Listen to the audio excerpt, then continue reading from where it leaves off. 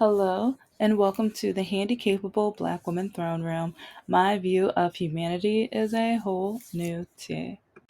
Okay, so this is part two.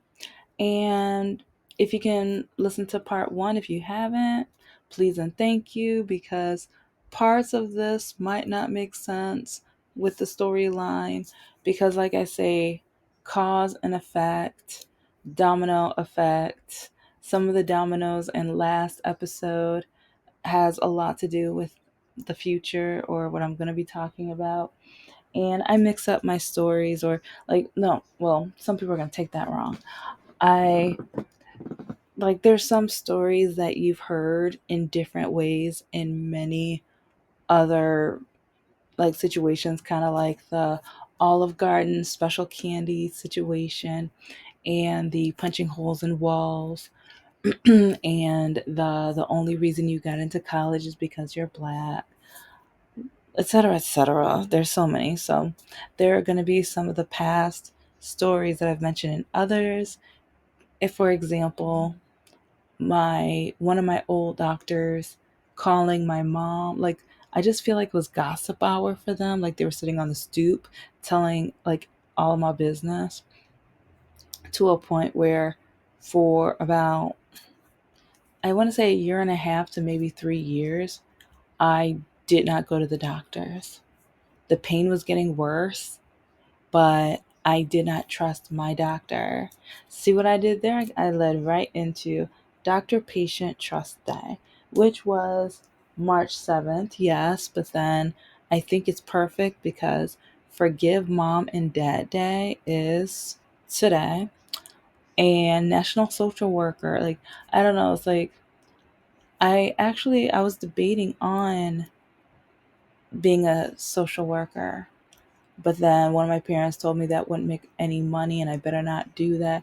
And why would I waste their hard earned money for me to do nothing but to, I was like, yeah, let's just say they started saying some things and I'm just like, oh, like, I don't know. It's like some of the things they used to say, I'm just like, okay, so you asked me if I'm trying to be white, but then when you talk about, like, I'm confused. Really, like, I was so confused with some of the things that were said because, like, when it came to dating, there was one black guy I know, I want to say in high school, that asked me out, and my my perfect sister found out. She told my mom, and it was a black guy, whatever. But my mom was like, "You better not go out with. Oh, he's probably some hoodlum. He's probably some blah blah blah." But then when it was a white guy, then she's claiming that I'm trying to be. Part of me was just like, then who am I supposed to like? I'm so confused. And then especially, as long as you walk like that, no one's ever gonna want you, love you, or marry you. Do you know how confused I was? Because, okay, first, I need to figure out how to walk right. Two, if I date this guy, or if I date this type or whatever, hoodlum, blah, blah, blah. And then, or if I date someone outside of mine, then I'm trying to be that race. So, beginning of college, I was so confused. And I was already going through very highly toxic, low self esteem. I thought nothing of myself because when my parents were telling me, you're not going to finish, why am I wasting my money? You're not smart enough. It's like you're going to, like, especially like, I had such a hard time with tests.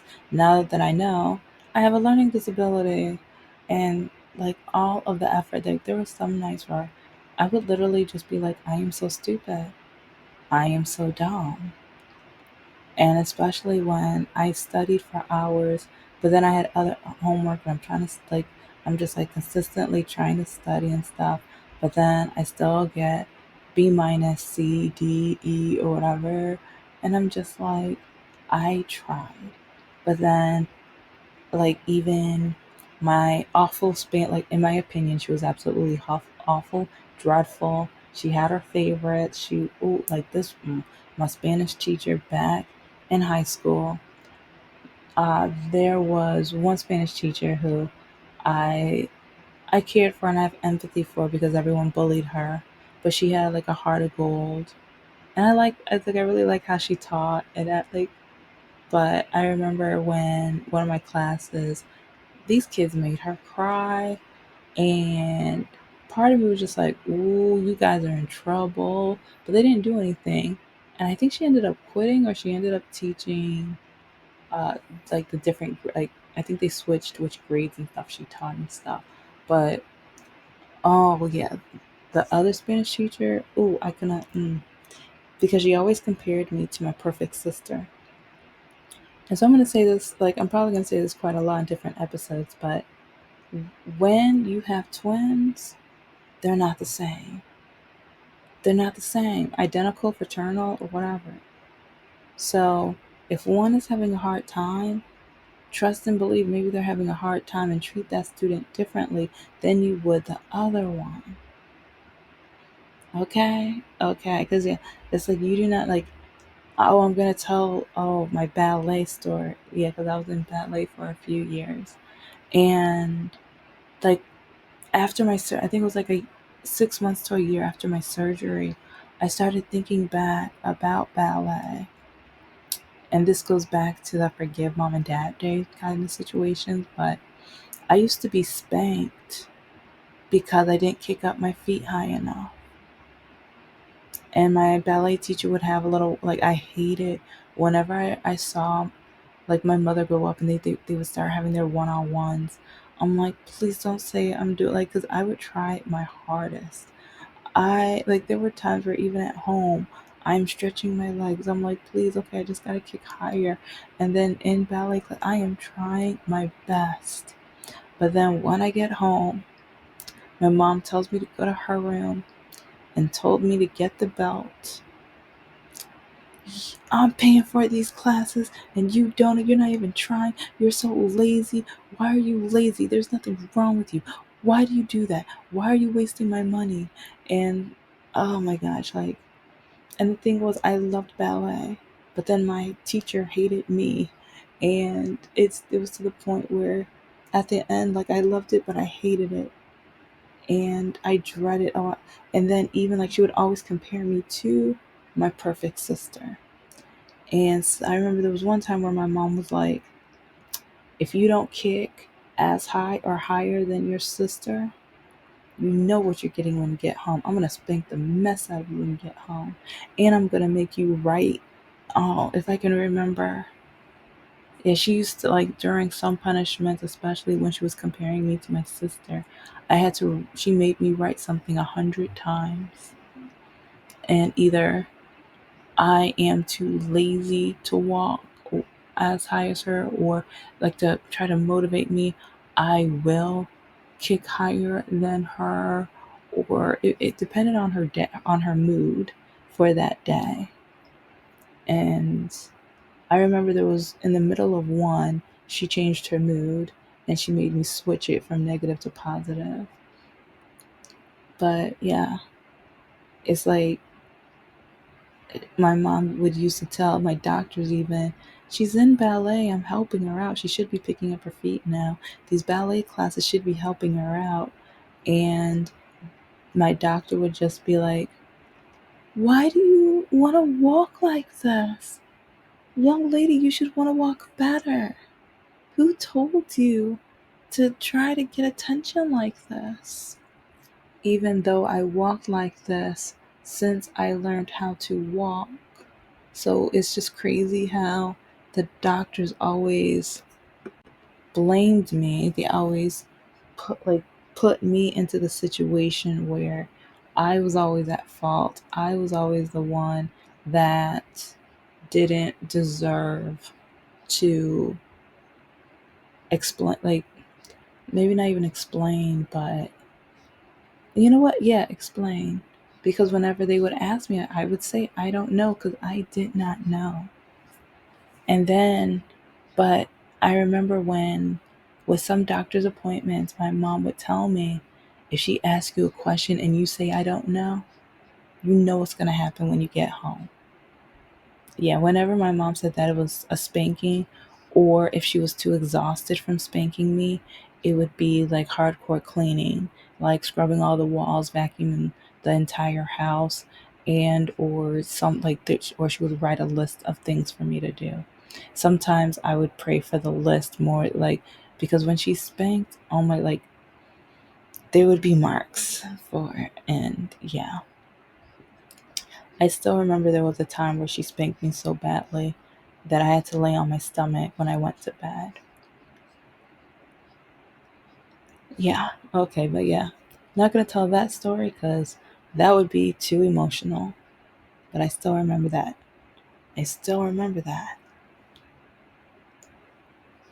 But yeah, it's like I I grew up. I wasn't able to trust anybody, but I trusted everybody because I couldn't trust anybody. It's like I got used to everyone backstabbing me. I got used to everyone talking about me. I got used to never feeling love.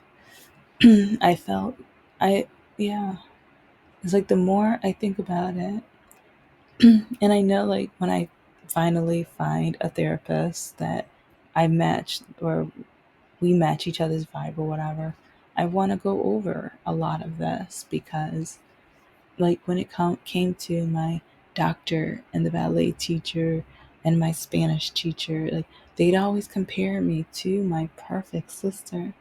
And the thing is, she is perfect. She is amazing. She is smart and brilliant. And she does anything and everything that most people applaud and praise. I'm not that person. I'm not.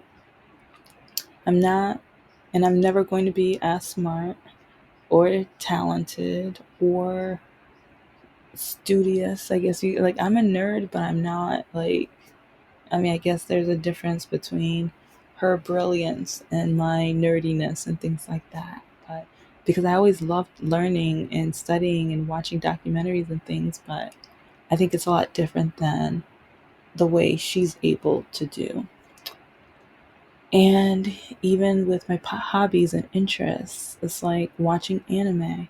That's not what ladies should do. That's not what grown adults do. Because I remember one time when I think my dad was like, he was still working, and like the night before he saw me watching anime, and he was like, "Why do you watch these cartoons?" And I'm like, "They're anime." And it's like, if it might have been Inuyasha or Close Case or something, but I was like, oh yeah, it was Close Case, because I was like, it's a murder mystery. They're trying to find out, and it's not just for kids, and especially anime. They make a lot of anime for adults and stuff like that. And he mentioned it to one of his coworkers, but when his coworker was explaining it to my dad, he kind of thought, "Oh, that's for boys.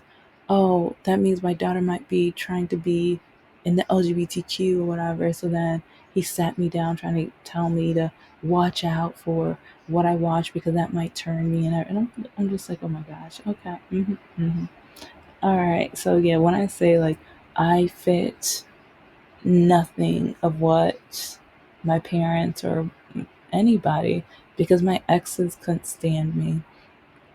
They didn't like, I know I'm probably meeting the wrong guys or I attract the wrong guys.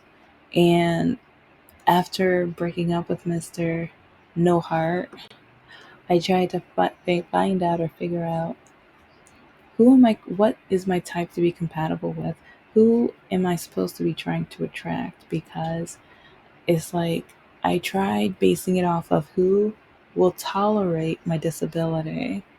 I was undiagnosed, but I knew my walking was getting worse. I knew I walked oddly. And I know a lot of men who saw me walking oddly, they'd be like, "You're beautiful, but walk right. You're so and so, but walk right. Oh, you're pathetic because you can't walk correctly. Who taught you how to walk like this?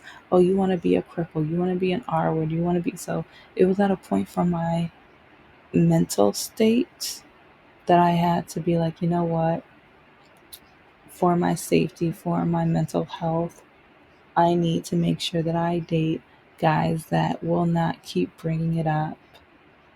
And, but then with that, a lot of the men who they will tolerate it, they will they only tolerate it because they feel like they can take power over me.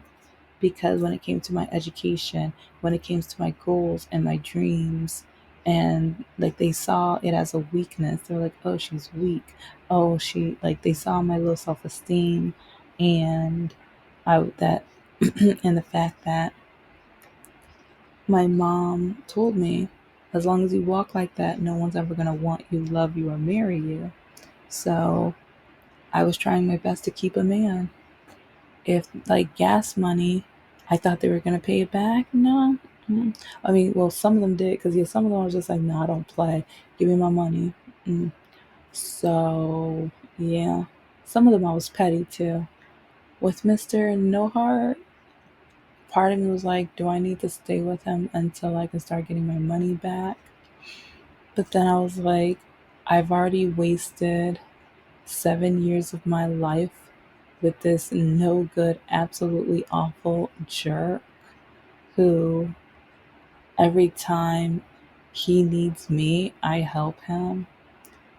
But whenever I needed him, when my car overheated, I already talked about, like, listen to the oil change episode that was done around Sweetest Day. And then when his truck got repossessed, and then his truck broke down, and then the times he needed to work overtime and he needed me.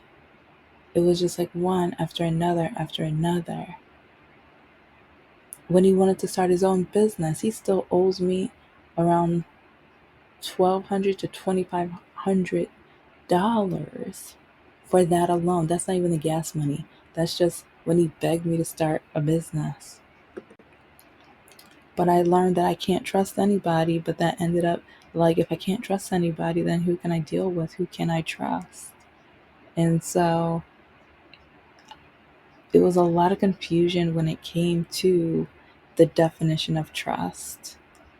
And then, oh yeah, I think I told you guys the story about when I was touring as a promotional model for a cheesecake dessert company.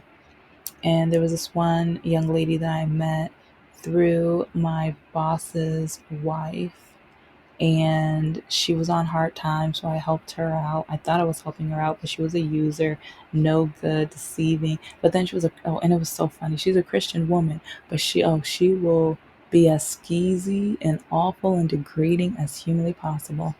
And that's one reason why, like, when people say I'm a Christian, no, don't, like, that doesn't tell me anything about you. That tells me nothing about you, because she needed to work with me on a project, because I offered it to her because I knew she was low on money and she really needed it for her child, because she was a mom and newly divorced and all that other stuff. So I was like, let me help her out. So I helped her get the job. But then the company needed me to rent out my own vehicle. And so I told her, okay, they need me to rent the vehicle. Are you going to split it? I was like, if you're going to work this with me, then we need to, because then if not, I will just take my car to the shop, see what maintenance it is, and I'll buy my own. And she was like, oh no, I'll split it with you. Ah, if you know the end of that story, because yeah, the last day of the event, once we worked it, she told me, I don't pay to work. And she left me with the entire rental, like over half, like about half of the money went from or my pay. She kept all of her pay, but about half of mine had to go for the rental car. And that was so infuriating. Like, and she did it on purpose, and she still laughs. And she even went back to her, like, her best friend is my boss's wife. So then she went back and told lies about me and tried to say, like, she tried to blame it on me. I'm like, what? So yeah, it's like all my life, it's like I've tried helping so many people, but then one after another, they find my kindness for weakness and the fact that having a disability, I just want front, like, I mean, it was undiagnosed, but everyone was blaming me anyway. So it was just to the point where I wanted friendship, and it's like I believed. anybody who told me they wanted to be a friend.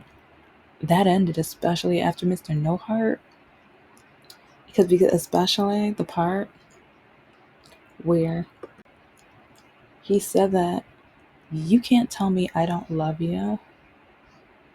Excuse me? It's like watch the pancake episode and the video game episode. But when my mother died and you refused to go to the funeral, when I have to have major surgery and you refuse to go to the surgery, you refuse to call me after the surgery, you refuse to come visit me during the surgery, but then once the pandemic happens, about a month or a month and a half later, you blame it on the pandemic, even though I invited him over for the Super Bowl, and we all know the pandemic didn't start yet with the Super Bowl. I invited him two or three other times too. But yeah, if you've been listening, you already know how I caught him in his lies with that one. But yeah, when it comes to trust and forgiveness, oh, there are so many people. There's a long list of people I need to forgive, and it's exhausting. But that's why I'm petty. And I talk a lot of these out and I tell a lot of these stories because some of them are going to be in my novels, the people, the stories, the situations, because I trusted people. And a lot of them they were just determined to hurt me. I don't know why. I don't know what I did. Like, parts of me wonders, did they think I was pretending? Because I remember when I was working for Starbucks with promotional modeling, and everyone, it was like really hot outside, but it ex- it kind of evaporated all the kindness and niceness of everybody on the team. They were all, I was like, what is going on? Even my boss kind of escorted me away. Like, okay, girl, it's time for us to take a break. It's like, yeah, something wrong with them. But one of them, I remember she looked me right in the eyes. There's nothing wrong with you. You just walk like that because you are desperate for attention. Wow, you sound like my mother. And she was around the age of my mother too, maybe a little younger than my mom, but not by much at all. But I just remember when she said that. And we got back to the hotel after the event was over. But it was just like, I mean, I remember that till this day. And like that hurt so badly because I was working my tush off. And I think she was upset that I got offered the promotion and stuff for the team and things like that. But I don't know, like, and also, yes, like, I'm very bubbly, I'm very cheery, and I'm very sociable. And I know there was like one group or one team that I was like, yeah, have them samples. How are you guys? And it's like, sometimes people come back and they ask like where I'm at or whatever. And that got on her nerves. Why do you think you're so special? I'm like, I don't, but I like talking to people.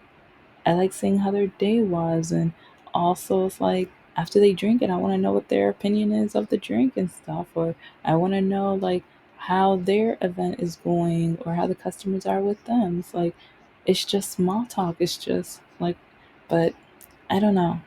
And I'll never know. But I remember during that time, I didn't go see any doctors when I was working. Well, actually, majority of it wasn't till I think a year and a half before I was about to retire from promotional modeling that I started going to doctors again because the pain was getting so badly.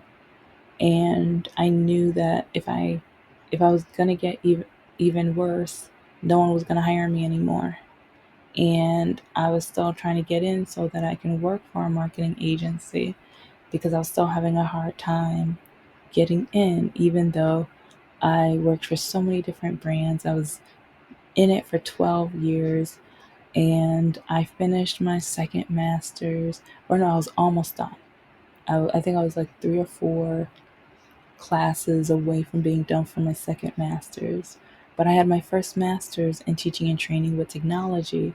So I applied for some of the training positions and things, and some were impressed and stuff, but I know one company was like, well, you're going to have to be on a plane and on and off a plane a lot. Do you think you can handle that, while looking at my legs? Or they would be like, why do you walk like that?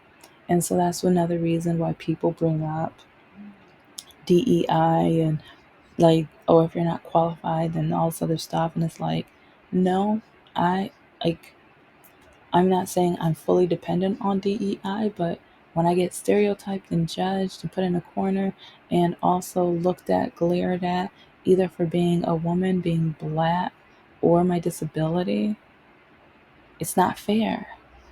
Especially, I lost out on so many jobs, especially near the end when I was trying to get training like positions, because they were scared to put me on a plane, because they were scared that I was going to be like, if I say I'm injured or anything like that, or I slip and fall or whatever, then I was going to sue them. One of the companies said that in the interview, that they were going to be scared of me walking on and off like, and part of me was just like, is there that big of an issue? And one of my other like, I worked for so many companies. I had a good friendship with a lot of my bosses, and one of them explained the whole plane situation, especially going from one state to another and stuff like that. But to me, it's just like, okay, you don't trust me as an employee. I don't know what's going on with me. And doctors keep telling me the pain is in my head and I'm making it up, or I just want attention. But if I want to walk right, I want to be normal. I don't know how to be normal, and I don't know if if it's because I've walked so differently all my life. I don't know any different. I don't know.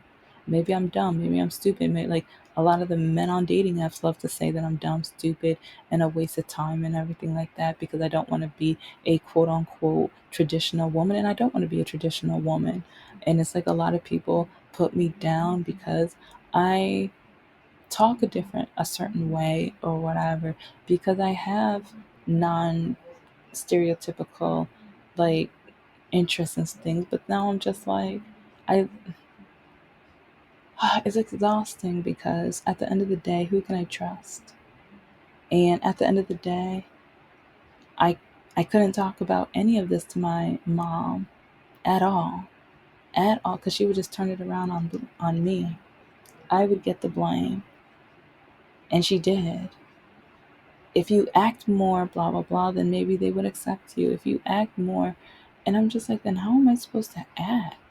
Or if I change myself, I'm not going to be who I want to be. It's like, I'm not going to be my authentic self. And when you're young, don't they say be yourself? But if no one likes me, then I guess no one's going to like me. And most men want to change me, and that's one reason I'm at a point where I don't want to get married, because men, well, I guess that leads me on to a different episode, but who am I supposed to trust? How am I supposed to trust them? And with my identity, who I am, finding myself, and with doctors, if you have questions, ask. And if that doctor refuses to help you, assist you, and get you into the direction that needs to be, not what you want, not what they want, but needs to be, go to another doctor. Because trust me, I never wanted to be disabled. I didn't want that to be the truth, but it is the truth. That is the truth. That is the fact. My mom especially didn't want it. But thank you so much for listening to the Handicapable Black Woman Throne Room. I am a woman, I am of color, and I am handicapable. But most importantly, I am human, and you're human too.